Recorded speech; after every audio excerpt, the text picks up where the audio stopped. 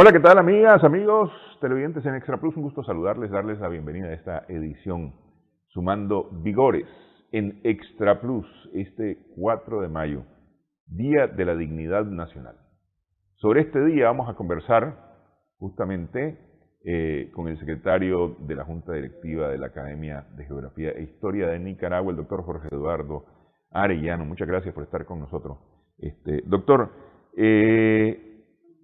cuando estábamos preparando el tema, hablamos de los antecedentes que me parece que es muy importante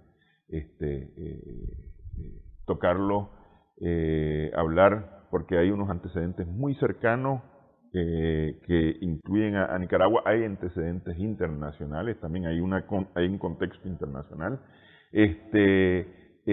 pero en el caso de Nicaragua me parece que tenemos que remontarnos todavía a finales del siglo XIX y lo vamos a poner como a toda velocidad, ¿no? Triunfa la Revolución Liberal, 1893, llega Zelaya al poder. Revolución Liberal que muchos dicen que no es revolución porque no se voló ni un tiro, pues, pero Revolución Liberal al final, sube Zelaya al poder. Una revolución que cae estrepitosamente con la caída de Zelaya, presionado por los Estados Unidos, y se produce la intervención en 1912, que se mantiene hasta 1925. Eso mantiene una, digamos, estabilidad, y lo voy a poner entre comillas, del gobierno de Nicaragua. ¿Cuándo empieza la inestabilidad que lleva a la guerra constitucionalista? Hay una Pax Americana, es el tema de uno de mis libros. Esa americana es del 10 al 32, pero tiene seis etapas, ¿verdad? La implantación, la resistencia de Celedón, ¿verdad? La consolidación, el conflicto, la solución y la herencia. La herencia es la Guardia Nacional, el Partido Liberal que triunfa en las elecciones de Moncada y continúa el poder hasta con los Somoza, etcétera, etcétera. Pero hay que tomar en cuenta un hecho significativo a nivel continental en relación con México, Estados Unidos y Centroamérica, que en diciembre de 1907, que son las conferencias centroamericanas en Washington, y se le llama los pactos de Washington o el Tratado de Paz y Amistad entre Centroamérica bajo el control y la égida de los Estados Unidos y de México. Pues también el gobierno de Porfirio Díaz ayudó a formalizar ese gran hecho de la hegemonía norteamericana en el área del Caribe, ¿verdad? Y en Centroamérica. Entonces, contenía muchos puntos, pero el principal punto era que los países se comprometían, y Estados Unidos también, y México también, a no reconocer ningún gobierno surgido de un golpe de Estado o de una revolución, gobierno reconocido, pues, constituido, ¿verdad? Entonces, ahí se implanta pues ya en el Mare Nostrum de los Estados Unidos, que es el Caribe, evidentemente respalda también incluye pues las inversiones, etcétera, etcétera. Es decir, el acuerdo centroamericano tiene repercusión caribeña también. Claro. Sí. Bueno, esos son los pactos de Washington. ¿Por qué los pactos de Washington? Porque Centroamérica vivió en guerra en tiempo de Zelaya, no solamente la guerra interna de Zelaya, que fueron 16, 17 intentos de revolución y movimientos armados, no, sino guerra de Guatemala contra El Salvador, Honduras, y una guerra entre Honduras y El Salvador contra Nicaragua. Gana Nicaragua en que es arrasan todos la academia salvadoreña con las ametralladoras Maxim. Entonces es una época muy importante. Hay que buscar la paz, y se busca la paz a través de esas conferencias famosas centroamericanas, en la cual participa José Madrid de Nicaragua, que es una mentalidad superior, ¿verdad? Entonces se establece la Pax Americana. Cae Zelaya con el visto bueno, la nota Knox diplomática, y con el visto bueno de la revolución. No apoyan económicamente Zelaya, la costa, sino los comerciantes norteamericanos de Bluefield sí dan el dinero. Bueno, entonces triunfa la revolución libero-conservadora, es liberal, Chamorro y Díaz son conservadores, y los Estados Unidos, en virtud del Tratado de Washington, del 7, no reconocen el nuevo gobierno, o lo reconocen a cambio de una implantación que son los pactos Dawson, que bajo los pactos Dawson va a controlarse esa Pax Americana económicamente, militarmente, no, militarmente todavía no, económicamente, políticamente. Entonces los pactos Dawson se van a imponer, y tiene una oposición a la implantación, que es la resistencia, en la cual se forma el ejército aliado de Mena con los liberales, Mena que es un disidente conservador, y se alía con Benjamín Celedón. Entonces Benjamín Celedón resiste contra la implantación, y el nacionalismo armado y con su resistencia. Entonces después viene de la resistencia la consolidación, que es el gobierno de Díaz. Entonces se elige a Díaz y después se elige a Chamorro. Pero en ambas elecciones son elecciones de oposición, ¿verdad? El tercer presidente que sigue es otro Chamorro, Diego Bonel Chamorro. Sí hay sí hay un contrincante, hay varios. Ya hay dos candidatos por lo menos. Ya por lo menos hay dos candidatos, sí, ¿verdad? Pero Diego Bonel Chamorro, el último presidente de esa Pax Americana, muere en la presidencia, ¿verdad? Y es sustituido por el vicepresidente Bartolomé Martínez. Pero este Bartolomé Martínez se rebela contra el chamorrismo y se alía con los liberales, ¿verdad? Y los 8 meses que termina el periodo del Chamorro los utiliza para hacer unos pactos de la transacción, y se alía con el Partido Liberal e inventa una fórmula para las elecciones: Solórzano Sacasa, un conservador republicano, no chamorrista, con Juan Bautista Sacasa, un liberal. Y esa fórmula es ganadora en las elecciones del 24, que va a tomar posesión el 1 de enero del 25. Ok, a ver, elecciones se producen estando todavía la marinería yanqui en Nicaragua. Sí. Es decir, porque estos se van a... Sí. Las elecciones se producen bajo la supervisión de los Estados Unidos. Sí. Los norteamericanos, las fuerzas militares fueron, es decir, la Guardia de que eran 100 hombres nada más, porque cuando Celedón en miles, invaden miles, pero se van al mes, En agosto, septiembre, octubre muere Celedón, el 4 se van a los 15 días, pero dejan una Legation Guard, 100 hombres armados. Esos 100 hombres se van en tiempo de Solórzano en agosto, el 4 de agosto del 25 del 25, Emiliano Chamorro da el golpe de Estado.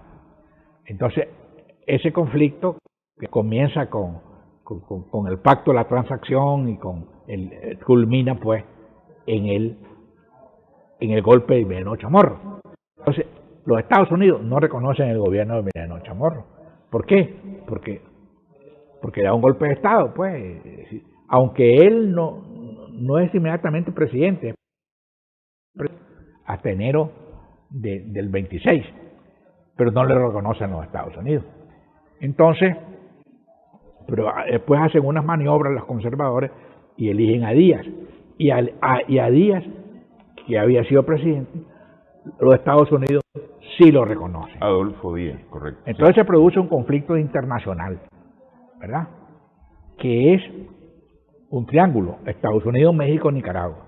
Entonces, el problema es entre los Estados Unidos y México. En México está una revolución vigorosa, ¿verdad? Está Plutarco Elías Calles. Entonces, Plutarco Elías Calles reconoce el gobierno de Zacatecas, que se instala en Puerto Cabeza y dura 6-7 meses. Y el gobierno de los Estados Unidos reconoce, está en el 26. Entonces, ese es el problema, ese es el gran problema. ¿Ves? Entonces, viene la guerra civil del 27,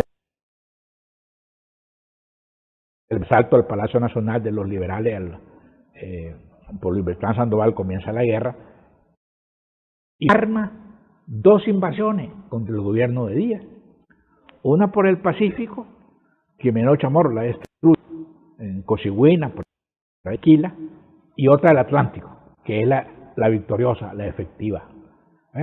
Y tiene su líder militar, ¿verdad?, en Moncada. Y totalmente, aplastantemente, a los conservadores en la batalla de la Laguna de Perlas, ¿ves?, en diciembre del 26. Mientras tanto, se está instalando en Puerto Cabeza el gobierno de esa casa. Pero entonces los Estados Unidos solo tienen 3 alternativas. Primero, no hacer nada, no impedir que los liberales ganen y derrotan a Díaz. Esa alternativa es reconocer una victoria mexicana dentro de la diplomacia, ¿verdad? Sí. Es reconocer, entonces es una cosa vergonzosa. La otra opción es arrasar a los gobiernos liberales y mandar la fuerza de los marinos a aniquilarlos, y no la toman. Nada menos que un hombre poderosísimo, que es Stimson, para una solución negociada entre los dos bandos. Y eso es lo que hace con el pacto del Espino Negro. Que es del 4 de mayo de 1900. Que es el día que nos convoca. Vamos a hacer, ya llegamos al pacto del Negro, y 4 de mayo de 1927. Estamos conversando con el doctor Jorge Eduardo Arellano. Regresamos en breve.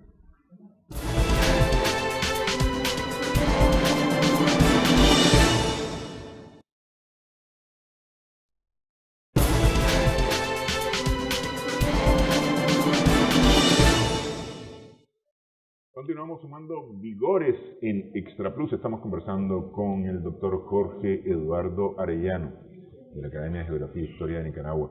Llegamos al 4 de mayo. El 4 de mayo tiene, digamos, 2 personajes principales. Hay varios, pues, pero hay 2 personajes principales en esta historia. Uno es José María Moncada, que ha conducido, que ha jefiado al ejército liberal, a las fuerzas liberales, entre los cuales tiene como subalterno, con grado de jefe de columna, a un niquinomeño que es sandino. ¿Verdad? Moncada, Mazatepino, si no me equivoco, ¿no? Mazatepino. ¿De dónde sale Moncada? ¿Cómo llega Moncada a esta historia? Bueno, Moncada es un hombre excepcional, porque fue intelectual. Publicó más de 40 libros y varios en inglés, Entonces es un hombre cuya figuración política comienza en el gobierno de Sacasa, en el gobierno de Roberto Sacasa, como opositor a Sacasa. Y lucha contra Zelaya. A pesar de ser liberal, lucha contra Zelaya. Tiene varios libros contra Zelaya tremendos. Muy bien escrito. Tiene otros escritos más flojos, de orden educativo. Ahí no la pegó mucho, ¿verdad? Después este hombre interviene en la Revolución de la Costa como uno de los líderes. Pone de presidente a Estrada, lo ponen los norteamericanos en los pactos Dawson, y es ministro de Gobernación. Es ministro de Gobernación de Estrada. Después se alía con Estrada liberal para fregar a los conservadores y lo expulsan. Se va a los Estados Unidos, etc. Después, en los pactos de la transacción, en el 24, cuando se alían conservadores republicanos y liberales contra el chamorrismo, y triunfa la fórmula Solórzano-Sacasa, él es senador por Carazo, por el departamento de Carazo, o sea que ha sido ministro de Gobernación, ha sido senador, entonces tiene el deseo, la ambición, pues, de llegar a ser presidente, ¿verdad? Y él tenía una frase muy significativa, ¿verdad?, para justificar su rol y sus pretensiones y sus ambiciones. Decía, las guerras, dice, las preparan los intelectuales, las pelean los generales y las ganan los políticos. Y yo, que soy las tres cosas, merezco mi presidencia 3 veces. Como intelectual, preparar la Revolución de la Costa, como militar, triunfar, y como político. Era un hombre muy agudo, muy cínico, tenía defectos, pero no andaba con circunloquio. Tenía un humor terrible, aplastante. Una de las miles de anécdotas que cuentan de él es cuando había un personaje aquí en el somocismo muy famoso, el conde Escoto, que hacía muchas cosas. Entonces él le dijo una vez, usted no es conde ni Escoto. Entonces no quiero yo hacer una apología de Moncada, ni mucho menos. Sí. Pero hay que reconocer que ahí están los libros. Sí. ¿Verdad? Entonces el hombre se vuelve líder y estratega de la causa constitucionalista, ¿verdad? Porque Sacasa está con los políticos y él es ministro de guerra del gobierno de Sacasa en Puerto Cabeza, ¿verdad? Pero está en el campo de batalla, ¿verdad? Entonces él, desde Bluefield, desde Laguna de Perla, cruza todo el centro de Nicaragua, hasta Matagalpa, hasta Muymuy, ¿verdad? Y después baja a Oaco, durante 90 días con 1.500 hombres, con un tren de guerra. Entonces, él considera que la victoria estaba enfrente, aunque los estudiosos han revelado que lo que hubo fue un empate técnico, ¿verdad? Pero claro, el mismo Sandino creía que quedaban a punto también de vencer a los conservadores, ¿ves? Entonces, estando en Tehutepe, ya viene el delegado personal del presidente Calvin Coolidge, que tiene el gran problema con México, ¿verdad? Y manda a Stimson. Stimson es un peso pesado, había sido ministro de la guerra, secretario de Estado, mil cosas. Y después vamos a hablar de Stimson porque es muy importante. Es el creador de la Guardia Nacional.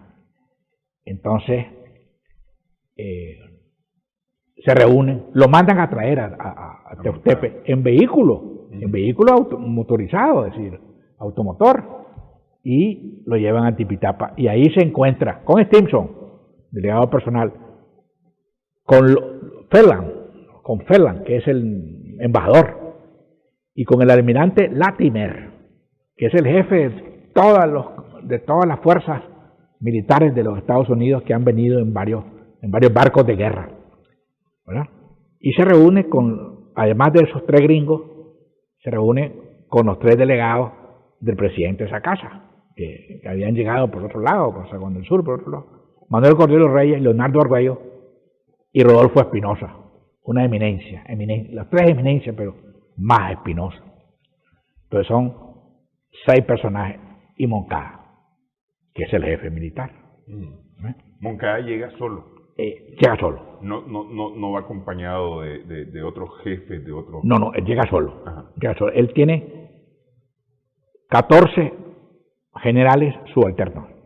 Uno de ellos es la columna segoviana de Sandino, que le ha salvado la vida, porque en la Mercedes estuvo a punto de ser derrotado Moncada, pero unas maniobras que hizo Sandino lo salvaron. O sea, le debe a Sandino como general constitucionalista. Entonces, estos 7 personajes se reúnen bajo el Espino Negro en Tipitapa y exige Stimson la paz.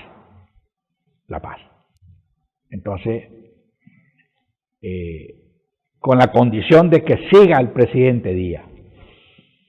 Entonces le dice, no puede ser, dice Moncada, no puede ser porque entonces se acaba el sentido de la causa nuestra que defendemos, de la Constitución, etcétera.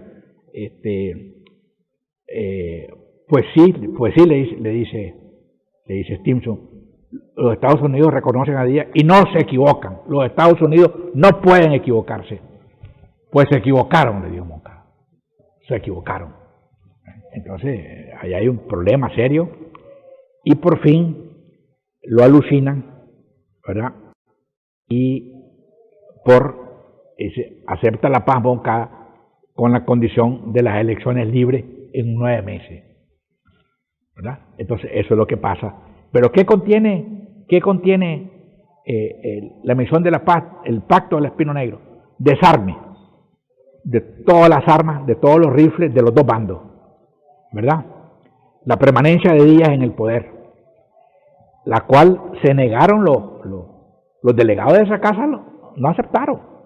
Él aceptó, Moncada, pero los delegados de esa casa no. Después, la creación de la Guardia Nacional. Después, la permanencia de la ocupación militar, permanencia seguida. Y después, varias cositas más, entre ellos, una repartición de los departamentos, de las autoridades de los departamentos, la mitad liberales y la mitad conservadores. Entonces le dan 6 departamentos a los liberales, ¿ves? Y 6 se quedan los conservadores. Entonces los departamentos no eran 14, eran menos. Bueno. Entonces ese es el contenido de los pactos de Stimson en la práctica. O sea, aunque no están escritos, pero así fue. Elecciones. No hay un documento. No hay un documento. Hay unas cartas que se dirigen, pero esas cartas... Es decir, esto fue de boca. Fue oral. Es decir, hay unas cartas que se escriben, pero no dicen los puntos. ¿Ves? Y los puntos fueron el desarme, $10, 10 córdobas que valían $10 por cada arma, ¿verdad? La permanencia de Díaz, la creación de la Guardia Nacional, las elecciones, ¿verdad? Y mantener la intervención. Y mantener la ocupación, para garantizarlo todo. ¿Cuándo vienen los gringos de nuevo? Porque es decir, se fueron en el 25. Vienen a principio del 27. Comienzan a venir. en eso, todo eso que sea aquel famoso titular que aparece en los documentales del periódico que dice Marines to Nicaragua. Sí, pero comienzan a venir y ya con la presencia de Stimson ya hay más de 3.000. Ya hay más de 3.000. Que es un montón de gente. Entonces Stimson le dice, si no acepta, se tienen que atener a la fuerza de los Estados Unidos. Y era una fuerza poderosísima, porque tenía infantería, miles de marinos, no se sabe, son 3.500, 3.400. Artillería pesadísima, tremenda. Aérea, fuerza aérea.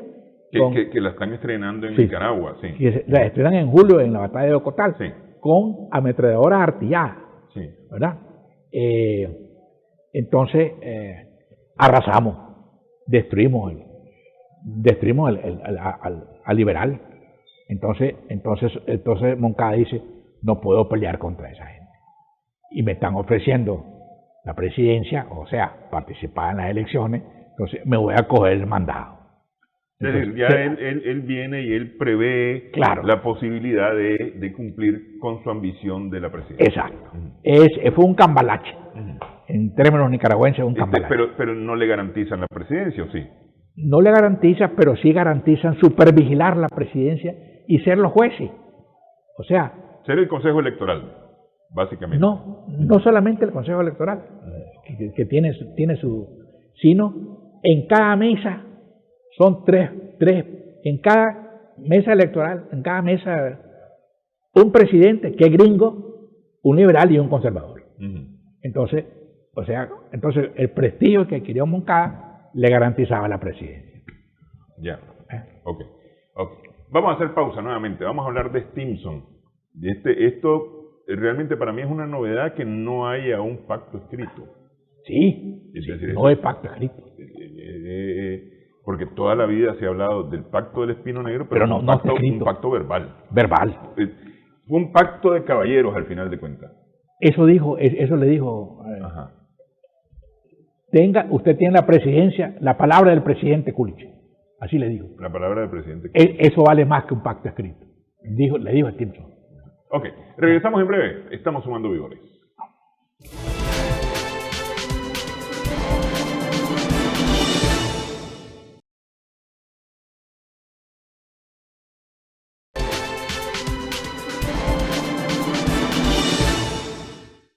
Continuamos sumando vigores en Extra Plus. Estamos conversando con el doctor Jorge Eduardo Arellano.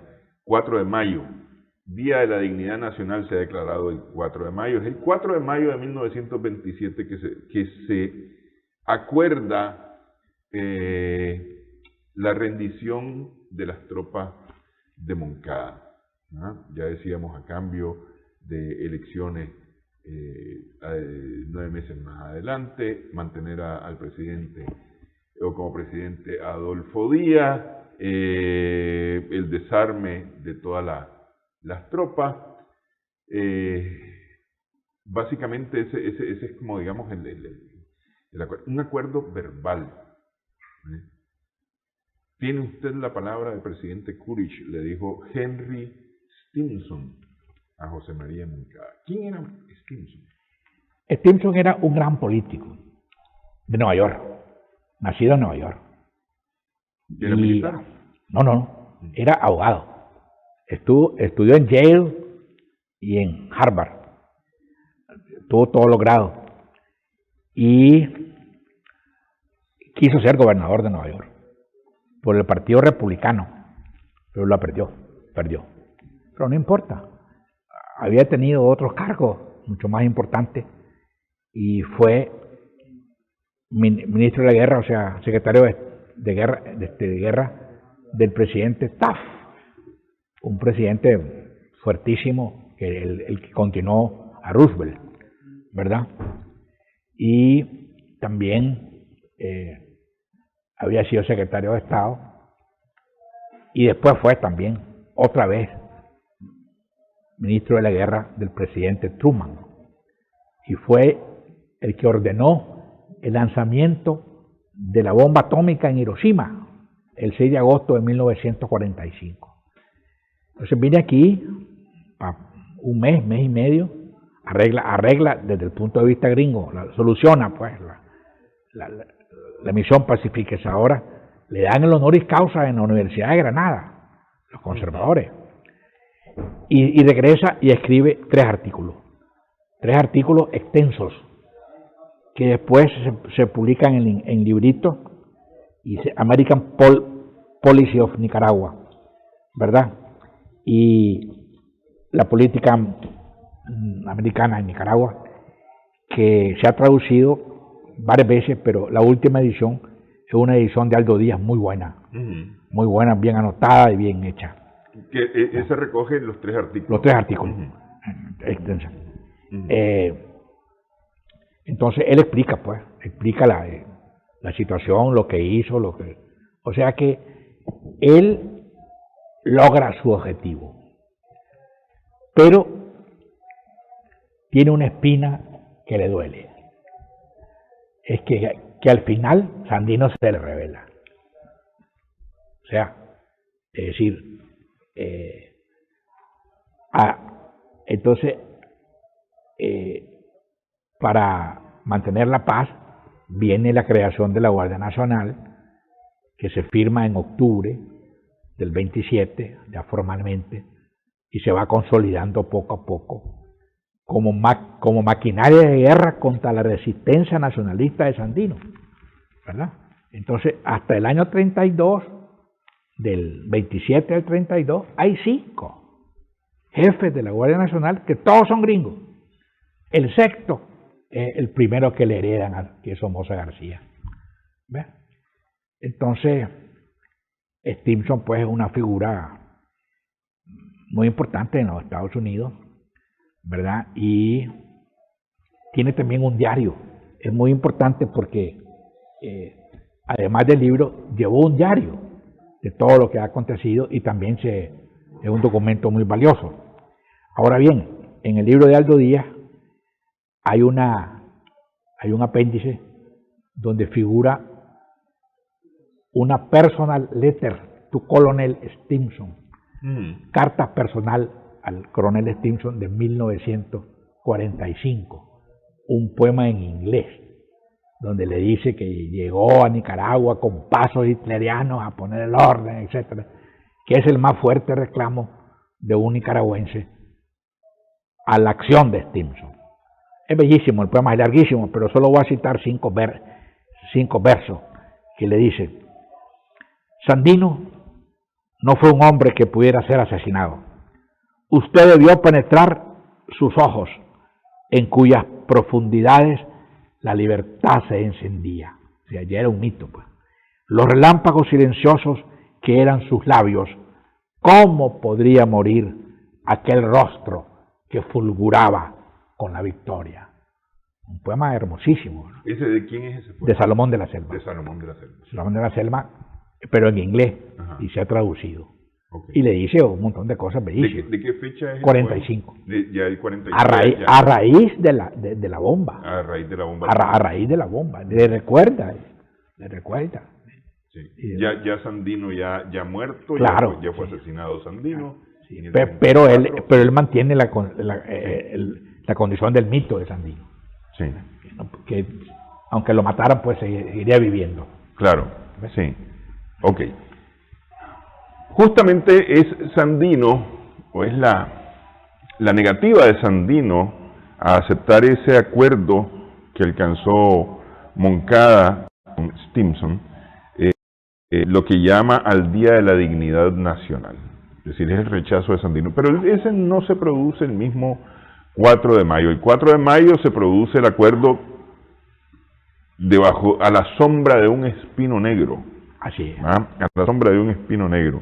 Seguramente ha de haber habido una carpa, alguna cosa, porque no creo que haya sido solamente la sombra y con unas sillas puestas ahí.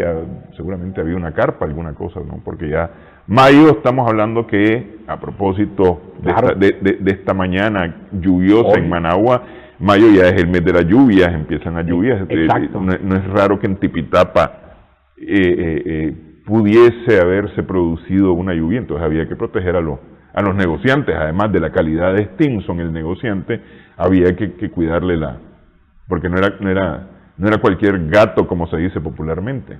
Claro. Ok. Los correos no viajan como viajan hoy, que yo le escribo a usted y le digo, nos ponemos de acuerdo para la entrevista y usted inmediatamente me responde y en cosa de 10 minutos ya hemos discutido sobre la entrevista con 4 o 5 correos de ida y vuelta. En aquellos tiempos el correo iba par de días para ir, par de días para regresar al lomo de mula, por lo general. Sí, pero había el telégrafo. Había telégrafo que era más rápido, claro, pero había que encontrar al destinatario. Bueno, es que todo lo hizo sin la ayuda de la Blanquita. En la guerra civil, Sandino no triunfa. Pero la Blanquita estaba en San Rafael. Y él estaba ahí. Él peleó mucho tiempo ahí. Se tomó Jinotega, etcétera, etcétera. Ok. Bueno, pero igual no fue ese día que le comunican los resultados de la conversación a Sandino. Los jefes militares que acompañan a Moncada están claros que Moncada va a reunirse el 4 de mayo. Desde luego, es decir, algunos, es decir, el tren de guerra de Moncada ya está en el departamento de Boaco. O sea, en Teustepe, ya están casi todos están allí, casi todos los 13 o 12, ¿verdad? Sandino está más bien en el Cerro del Común y llega, bueno, sucede lo del 4, ya sabemos lo que sucedió el 4. El 5, seguramente a Moncada lo llevan en los mismos carros, en los mismos vehículos, y se ven en la cruz, jurisdicción de Teustepe, y allí conversan. Y le dice, mire, ¿qué pasó? Le dice Sandino, bueno, le dice, acepté la paz a cambio de elecciones libres. Además, vamos a repartirnos los departamentos, 6 departamentos para liberales, y usted va a ser jefe político de Jinotega. Sandino se sonríe. Además dice, vamos a pagar a todos los militares, los jefes militares, ¿verdad? Y a usted se le va a dar 10 córdobas, o sea, $10 por cada día de campaña. Desde que estuvo en campaña, ese va a ser su pago. Y Sandino también se sonríe, ¿verdad? Y se despide, y se va a otro lado, pero ese es el 5. 6, 7, 8 de mayo, hay una reunión en Boaco, donde oficialmente Moncada comunica todo, ¿no? Y todo lo aprueban, y Sandino llega, pero llegó tarde, entonces ahí Sandino pues se molesta porque la cosa, pero no expresa claramente y se despide cordialmente y se marcha. Le voy a resolver, le voy a escribir cuando llegue a Jinotega, ¿verdad? Entonces se va a Jinotega. El 9 está en una hacienda que se llama El Cacao de los Chavarrías y le escribe una carta y da a entender pues nada más que no se va a revelar, pero que más o menos acepta. Llega a Jinotega y los hombres de Sandino lo abandonan. Sus 300 hombres que forman la columna desaparecen y solo le quedan 29. ¿Ves? 29 cuando llega a Jinotega. Después se casa, el 18, el día de su cumpleaños, se casa en San Rafael del Norte y después se va a Yalí. Y en Yalí lo visita su papá para convencerlo que desista, que no se oponga. Entonces es al revés, Sandino convence al papá de que tiene que luchar. Entonces el papá le dice, bueno, te vas a sacrificar, pero morí con dignidad, porque te vas a enfrentar a los Estados Unidos. Entonces él no comienza una guerra civil, como se ha interpretado, él comienza una lucha contra la ocupación norteamericana. ¿Ves? Por eso se celebra el Día de la Dignidad. Dignidad contra la intervención norteamericana. Sí. Pero pero el problema es que la fuerza que respaldó a Stimson es el mayor contingente bélico de los Estados Unidos en la cuenca del Caribe después de la guerra de 1898 contra España. Nunca se había reunido tanta gente. Y por eso también Nicaragua, de los países del Caribe y de Centroamérica, ha sido el país más intervenido militarmente por los Estados Unidos. Entonces, Moncada pues se rajó ante tanta amenaza y ante tanta prepotencia y ante tanta violencia. Pero también ante el ofrecimiento. No, claro, había un halago profundo. Si a los generales le están ofreciendo 10 pesos por cada día de campaña, $10 por cada día de campaña, ¿cuánto le habrán ofrecido a Moncada? Pues también, es decir, además de ofrecerle la posibilidad de ser presidente. Es correcto. Sí, cumplir su sueño. Es correcto. Sí. Había un dato también curioso, porque hay un lugar que se llama Aguascalientes, allí en Buaco. Sí. Entonces, el 3 de mayo, un día antes de los pactos, hay una cartita, había permanecido desconocida, pero el original lo publicó José Rizo en una colección de documentos, donde le dice Sandino Moncada, espero que usted tome la decisión más acertada, pero si acaso hay un arreglo, dice, que la condición básica, indispensable, sea la presidencia del doctor Sacasa. Ese es previo al 4 de mayo. Es previo, ahí está hablando como liberal. Como liberal. Que al final de cuentas es la batalla que está librando. Es la causa que está defendiendo. Sí. Es correcto. Sí. Ok, hacemos pausa nuevamente en esta edición. Estamos sumando vigores. Conversamos con el doctor Jorge Eduardo Arellano.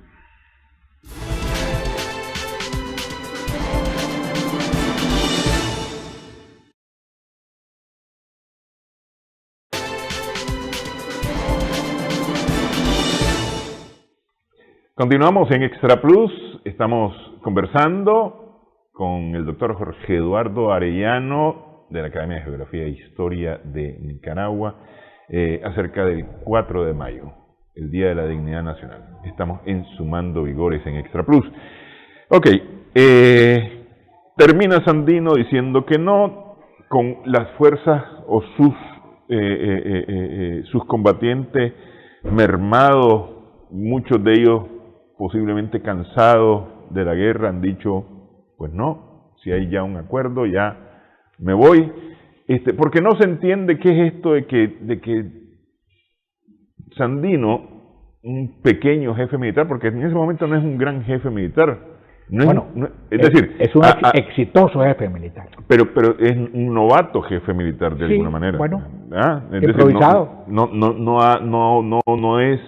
no es el Sandino claro. del 33, es decir, está aprendiendo, digámosla, porque él acaba de regresar de México, donde no hizo cursos militares. Exacto. Él está regresando y entonces y comienza a jefiar tropas y aprende al calor del fuego, del combate, tácticas y estrategias militares y las va entendiendo. Claro, haber tenido alguna visión importante.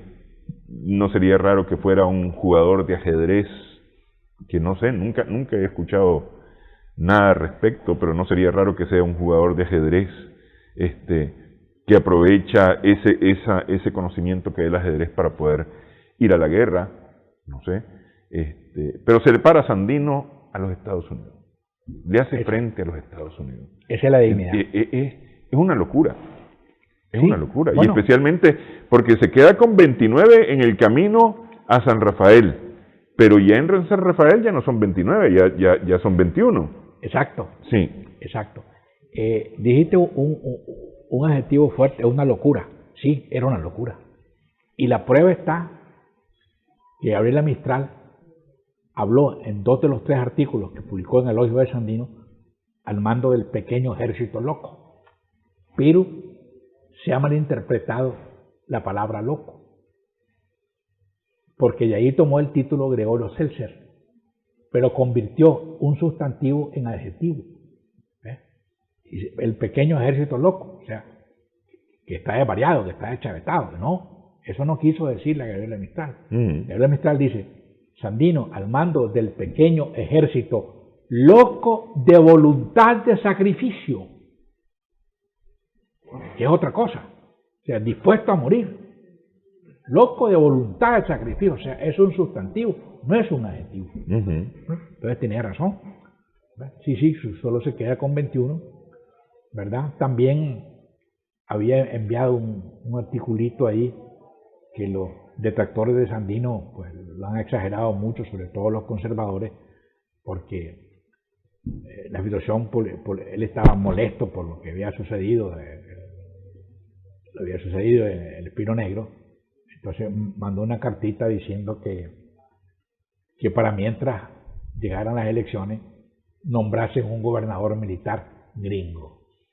Pues tuvo esa, y él lo explicó. Más tarde, 3 años después, en 2 ensayos largos, Blanca de su verdugo y una historia de su inicio de guerra, ahí explica él cómo fue eso, quién le redactó eso y que lo firmó. Pero ese es un accidente, pues.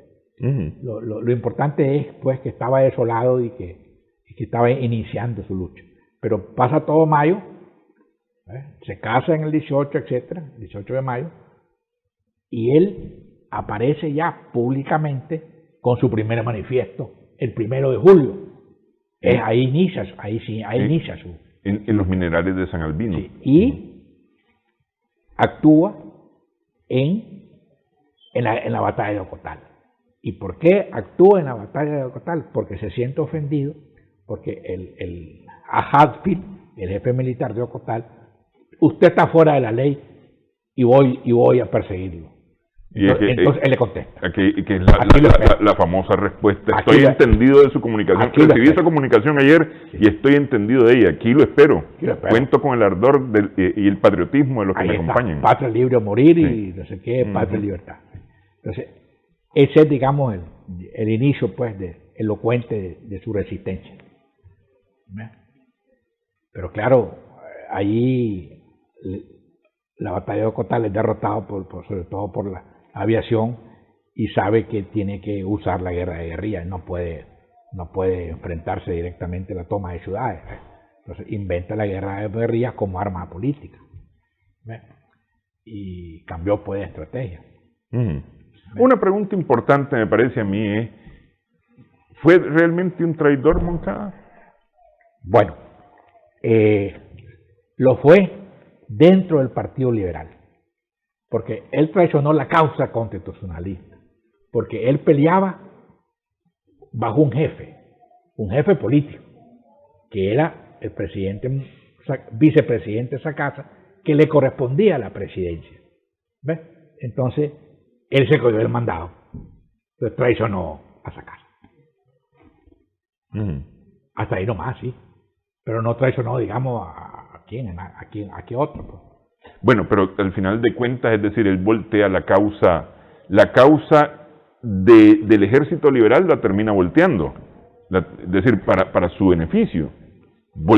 Se voltea a sus propios compañeros. Es correcto, él traiciona a esa casa y a la causa. Y su propia causa. Y cede a los intereses de los Estados Unidos al final. Exacto. Pero una traición, digamos, como los detractores pues han dicho, pues no creo, pues traición política a su partido y a su jefe. ¿Verdad? Ok. ¿Qué impacto tiene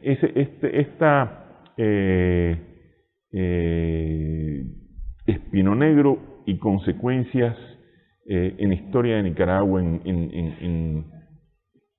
en lo que vivimos hoy? Bueno, la herencia fue la creación de la Guardia, que fue el instrumento básico de Somoza, pues, del somocismo fundacional, ¿verdad? Si no, esa fue una consecuencia. Y también la la permanencia del Partido Liberal durante mucho tiempo hasta el 79. Hasta el 79. Se remonta al Espino Negro, se remonta el predominio político de los liberales. Porque Moncada gana bien, contra el candidato del Partido Conservador, Adolfo Benar, que sabía que iba a perder. Una vez le preguntaron a Adolfo Benar, y usted tío, le dice, ¿por qué aceptó ser candidato en unas elecciones que sabía que iba a perder? Entonces, no dijo nada. O una pariente dijo, participó por vanidad. No, pero tuvieron diputados, tuvieron votos, pues, tuvieron algo de poder, ¿verdad? Pero era seguramente que iban a perder. Después en las elecciones donde gana Sacasa, mientras cuando gana Moncada, manda a Sacasa de ministro en Washington, esperando su turno. Terminan los 4 años de Moncada y la convención del Partido Liberal nombra a Sacasa candidato a presidente y gana. Y los opositores de Sacasa son Díaz y Chamorro. Contra los que había peleado. Entonces gana. Sí. Y después le da el golpe de Estado su sobrino político, y ya sabemos toda la historia que vino después. Sí. Pero se remonta pues al Ok, Espino Negro. eso es del lado del acuerdo con el Espino Negro. Del lado de la negativa de Sandino. Bueno, Sandino deja una herencia a nivel militarmente, estratégica a nivel mundial, pero a nivel latinoamericano, a nivel político.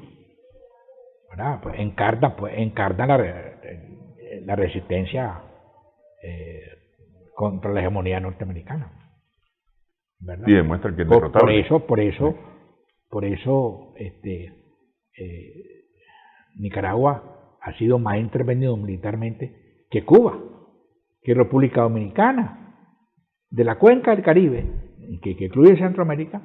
Es decir, es el país que más intervenciones ha tenido, militares. Sí. Militares, ya no se diga política, que son abundantes, pero militares.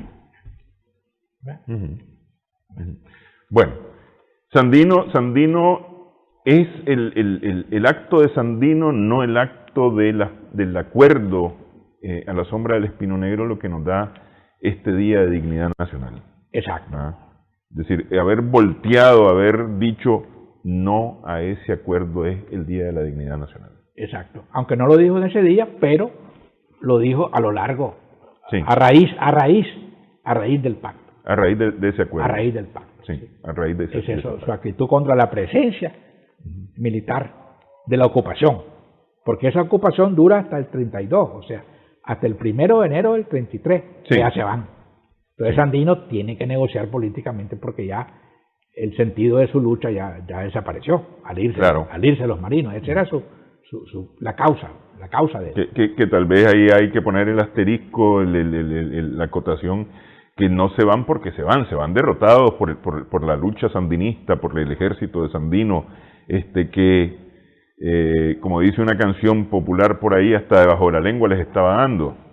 Sí, bueno, eso es cierto, pero no es totalmente cierto en el sentido de que no fue la única causa, fueron otras causas también. Había un crack mundial también, había una crisis mundial económica. Claro, ya vamos hacia la Segunda Guerra Mundial, ya al año siguiente llega Hitler al poder en Alemania, en el 34. ¿Verdad? Sí. Había otras condiciones, pero la resistencia sí fue válida, pues. Sí. Bueno, quiero agradecerle, doctor. Este programa que me parece, y lo comentábamos durante la pausa, es un programa que en las escuelas debiera de retransmitirse, porque es un programa muy instructivo, un programa con datos históricos de lo que lleva al 4 de mayo como Día de la Dignidad Nacional en Nicaragua. Es de acuerdo con el lema de la academia que dice: investiga, instruye y difunde. Y gracias por la difusión. Cómo no, muchas gracias a usted por haber aceptado la invitación a comentar este 4 de mayo. Muy bien. Gracias también a nuestras amigas, amigos televidentes por la sintonía. Seguimos sumando vigores.